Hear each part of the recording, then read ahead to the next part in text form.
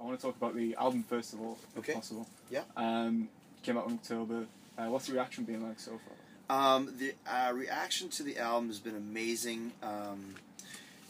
It's really cool because we wanted to make a record that would be like Hysteria or the Black Album or Kick by In Excess. They just had like a bunch of singles, if radio wanted them. Really work on the choruses and really work on the songs, and not worry if a song didn't have a guitar solo in it or didn't have a wicked scream in it. Yeah. Just focus on the songs, and that's what we did, and it really paid off. I mean, Judas came out of the gate about 6 months ago now, and it's still growing. It's the biggest it's ever been at this moment as we're talking. And there's 3 or 4 other songs in the chamber, locked and loaded, ready to go afterwards that I think could be just as big. So it's it took a while to get the record right, but once we did, we realized that we had something special, and then once it was released, we got the proof that it was. How do you know when an album's finished, or a song's finished, for that matter? Well, it's interesting. For me, I'm the singer, right? Yeah. So I come and sing, my 14 days. It usually takes about a day to do a song, sometimes a couple days. We did 11 songs on this record. And then you're done. Yeah. It's Rich Ward and Johnny Andrews, who produced the record, that are working on it. And how do you know when it's done? I mean, it's like any piece of art. You can put too much work and edit it and do it again. And after a while, you have to let it go. Yeah. Because it'll start to envelop you and eat you alive. So we knew it was done once kind of Rich and Johnny signed off on it. And for me, by the time I heard the final record, it was 6 months after I recorded my parts, and I didn't even remember some of the songs. Yeah. That's how it goes, right? Obviously, Judas connotations like backstabbing and betrayal. I mean, do you deal with many Judases in the music industry? Well, the thing about Judas is that the song, and I think why it's done so well, is everybody can empathize with it, because it's the Judas in my mind. What if the Judas is you? You're betraying yourself. Everyone I've ever loved, I've pushed them all away. It's like, so it's an inner struggle rather inner than struggle. a literal. Absolutely. Like Judas is always an outside force. What if you betrayed yourself? You make the wrong decision. I'm going to drink this bottle of Buckfast, even though I know it's going to make me puke and make me feel like shit afterwards. But I drink it anyways, and I'm going to eat this piece of cake, even though I'm trying to lose weight. I know it's going to make me fatter. I do it anyways. And it's even darker and darker stuff. People always make the wrong choice and know about it. That's betraying yourself. That's what Judas is. The record business, I mean, this business is business. You have to protect yourself. There's only so much you can do. If you're going to get stabbed in the back, then that's just the way it is. So you can't protect yourself from that, but you can protect yourself from Judas in your mind. Yeah. Now, one of the tracks that really stood out to me on the album was 3 Days in Jail. There's the rapping element to that as well. How did that come about, and who is it? Well, we've always had a little bit of an affinity with rap music, and we had some rap elements to our songs before. I'm really good friends with a guy called Wale, who's a Grammy award-winning rapper, and he wanted to do something like that, so he recorded the part. Unfortunately, Rick Ross, who is the big mogul, would not allow us to use his part. So then there's a guy who's also on the same record label as us called Hyro DeHero. He'd played Download Here, I believe, and the record company suggested him to us, and he came in and laid down some wicked stuff, and it was perfect. So it comes out of left field, which we like. We like the fact that no one's expecting it. We like the fact that no one really knew what to make of it, but it's becoming, I think, one of the most favorite tracks on the record from what I hear from most people. Are you a fan of hip-hop? Not of hip-hop per se. I appreciate the art form of it. Do I have any hip hop records? Early '90s hip hop. MC Hammer, Vanilla Ice, those sort of things. But I don't have to be a fan of something to respect it and appreciate it. I'm not a fan of Bob Dylan either, but I respect and appreciate what he does. Same thing for me in hip hop. Yeah. So, do you think your sound or Fozzy's sound has changed over the years? I mean, when I first heard you, obviously Enemy, that was the first track I heard, and from now, it definitely has. Like I said, you can see the progression. And it really started on Chasing the Grail in 2010.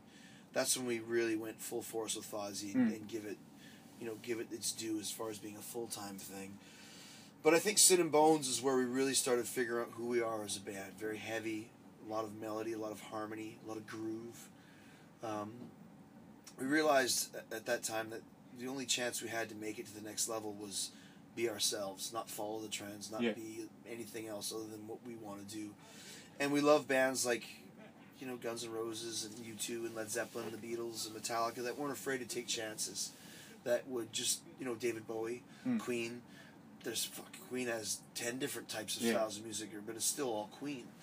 And that's what we said, we'll just do songs that we think is right. And it still will be Fozzy when Rich Ward's playing guitar and Frank Francois on drums and Jericho's singing. But it might be, What Lights Go Out was the dance, pop, stripper, metal song. I don't think there's ever been a genre like that. But we kind of created it. And this record with Weight of My World and Burn Me Out kind of has some elements of Lights Go Out that led to those songs. Yeah. And I want to chat a little bit about the tour as well, and just touring in general. I mean, you're no stranger to the UK. Right. Is it a country you enjoy visiting? Absolutely. I mean, this tour especially, this has always been the second home for Fozzy. Yeah. The UK was the first, area, countries, including Ireland, that really kind of embraced us outside of our own, even more than our own. And this tour is our biggest tour that we've had. We've had 3 sellouts. I think we're going to sell it tonight. I'm just kind of waiting on the last minute reports. Yeah. It's just amazing, and it's great to see, packed rooms and so many people enjoying the music. And there's a lot of people that have been here for 12, 13 years. And, Andy Copping from Download has been a big fan of us. I give him a lot of credit for believing in us when no one else did. And even, 2 times at main stage of Download, that helped us a lot on this tour. I always say at Download, So it's been a great tour. It's a lot of fun, and we appreciate it. And it's kind of sad that this is the last UK date. We got to go to Europe tomorrow. Yeah. But we've had a blast. It's been great. You mentioned Download as well. I mean, what's the difference between a headline set and a festival set? Well, I mean, a festival set, you're playing to a lot of people that might never have seen you. Yeah. But we're also a destination band. I mean, this year we opened the main stage at 11:30 in the morning. There was 35,000 people there. That doesn't happen at 11:30 in the morning. No. Saturday, people have been drinking all night. Here, I mean, it's a smaller room, but they're all Fozzy diehards. Yeah. So they're both great. Every show to us is Download. Every show to us is Madison Square Garden. That's the way it should be. Yeah. Big shows, small shows, shows where nobody shows up. That happens once in a while. You still got to rock and make the people that showed up have a good time and tell their friends that you sucked, that you didn't come, because this is the exactly. the show of the year. So, yeah. But yeah, I mean, anytime you can sell out is great for us. We take great pride in that and never take it for granted. Do you find there's a difference between fans in the UK and fans over in the US or Canada? Or is it bit. the same sort of vibe? The one thing that I noticed, and I think we're the only band that elicits this reaction, where people chant Fozzy in between every song. Yeah. Everywhere we go. Like a sports sort of chant. Yeah, but in the States too, here. And that's great. We love that. I think some UK fans are a little bit more rowdy. There's more soccer chants here. Yeah, Glasgow was here we fucking go. Chester was, ole, ole, ole, ole, Fozzy, Fozzy. So I don't know what Newcastle's soccer chants are. Maybe we'll find out. Find out, yeah, definitely. Always great fans and great shows. Do you get a chance to explore the city at all, or is it a case of just today, basically, I mean, not to sound big-headed, but I can't walk around too much because there's a lot of people I know. Yeah. But this morning I got up and walked through kind of the little area with the shops and the food over here, which was great. I had breakfast over across the way. I'm a big breakfast guy, so whenever we stop, I thank God for GPS. Just put breakfast in there and go. But I mean, it's beautiful by the river, and I've been in Newcastle quite a few times. We've played Newcastle quite a few times as well. Yeah. So the people are always great. So, last question then. What does 2018 hold for Fozzy going into the new year? I mean, we're just continuing to tour. I mean, we've got a hit record on our hands, a hit song. Definitely. And this is our shot, and this is our chance to really make it to that next level and stay there. So we'll be back here, I think, in the summer. I think we're doing some festivals. And then we'll do another headlining tour probably next year at this time. Yeah. And who knows what else. I mean, we almost did the Steel Panther tour, but we're just doing the European leg with them. In February, we got a big United States tour again, and there's Canada and Japan. So there's a lot of other places to go. But we usually do 3 tours for each album in the UK, and this is actually our second because we did Download. So we'll continue to keep rolling, man. Yeah. Thanks very much. Thanks, honestly. brother. Thanks for Appreciate it, man. My pleasure. taking a little bit of time out. Yeah, man. Thanks for me. for doing it.